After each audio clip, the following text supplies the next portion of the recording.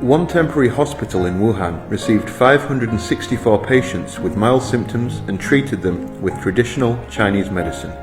None of them became seriously ill, and none of the medical staff were infected.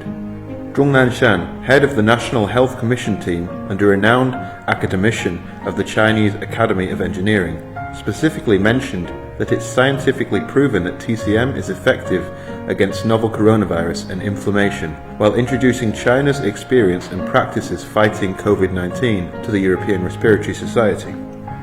How has traditional Chinese medicine helped China fight COVID-19?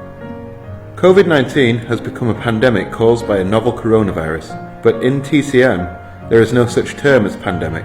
Instead, in TCM, highly infectious diseases are referred to as pestilence. As such, the name of COVID-19 according to TCM should be pulmonary pestilence. The culprit behind COVID-19 is a coronavirus which has never been found before, and currently there is no specific medicine to treat it. However, in China's fights against SARS and the H1N1 influenza in recent years, TCM has indeed played an important and effective role in treating affected patients. Compared with Western medicine, TCM treatment usually does not focus on the virus itself, instead focusing on adjusting the body's immune system to clear symptoms and reduce complications. It is cheaper and no less effective. Therefore, China has adopted a combination of Chinese and Western medicine in its fight against COVID-19. During the epidemic, over 630 TCM hospitals across the country sent nearly 3,200 medical staff to Hubei. Moreover, the state administration of TCM sent an expert team led by 3 academicians, Zhang Guoli, Huang Luqi and Tong Xiaolin, and 4 national TCM teams comprising a total of 588 people to support Wuhan. As the diagnosis and treatment plan issued by the National Health Commission was updated from the 3rd to the 7th version, the number of its TCM prescriptions has increased to 10.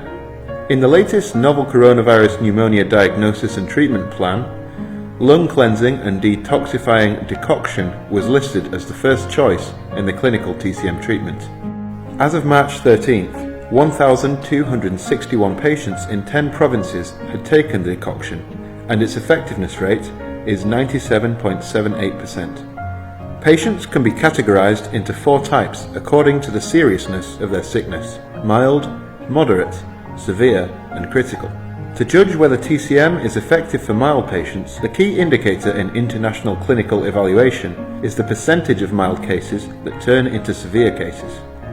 Comparing 108 mild COVID-19 cases, it was found that the number of cases evolving from mild to severe when being treated by Western medicine treatment was about 10%, while the rate under integrated Chinese and Western medicine treatment was about 4.1%. 几乎100%的方舱医院都进了中药，也都吃了中药，整体控制结果是不错的，大大降低了转为重症的比例。早期的使用往往可以起到力挽狂澜的作用。For critically ill patients in the ICU, Western medicine is the main treatment, and TCM takes a supporting role. In terms of reducing organ damage and enhancing physical strength, TCM wins more time for Western medicine treatment. Among the 16 temporary hospitals built in Wuhan, there was a special one called Jiangxia. Jiangxia's 564 patients were treated by a medical team from 5 different TCM hospitals. It was the only TCM temporary hospital in Wuhan. The treatment is relatively simple, using mainly TCM and a few IV infusions. In addition to taking medicine, there are many special practices such as Tai Chi, Baduanjin, acupuncture, massage, and pressure point application, which are all TCM treatment methods. Although the hospital was managed by a TCM medical team, modern medical equipment such as testing equipment and mobile CT scanners were used. As of March 15th, the proportion of treatment that included elements of TCM in Hubei province overall was 91.64%. The proportion of TCM included in treatment in Wuhan was 89.10%, and the proportion of TCM included in treatment across the country was 92.41%.